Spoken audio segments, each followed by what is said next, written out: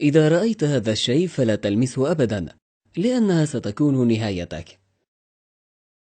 يبدو كعملة نقدية بعد رؤيته لأول مرة، لكن إياك والاقتراب منه، لأنها ستكون نهايتك حقا، وفي وقت وجيز أيضا. إنه عقرب سيكلوكوزميا ريكيتي، هو عقرب مخادع من أخطر أنواع العقارب في العالم، يعيش في أماكن متفرقة من الشرق الأوسط، ولا يعرف الخبراء حتى الآن مكانا محددا له، وظهر في عدة بلدان منها ناميبيا وشمال سيبيريا واليمن والأردن والمغرب، ومؤخرا تم رصده في لبنان، حيث يظهر على شكل عمولات معدنية تتلون وتتشكل بأشكال مختلفة، فيخدع الذي يشاهده ويكون الضحية. يشتهر بأن به نوع سم نادر، فيكون تأثيره القتل خلال ثانيتين فقط عن طريق عمل شلل للحركة، ثم الموت فورا.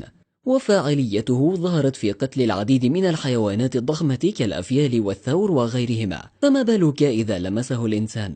يقوم عقرب السيكلوكوزميا ريكيتي بالاختباء داخل الصخر أو بباطن الحجارة، وله قدرة فائقة على حفر الصخور بأنيابه الصلبة ليختبئ داخلها حتى لا يراه أحد، ومن يقترب منه يكون الضحية ويموت في الحال بمجرد لمسه، لأنه يكون مخفيا، بمعنى أن الذي يراه لا يرى عقربا، فيرى أجزاء على هيئة عملات معدنية غريبة الشكل وتلفت الأنظار.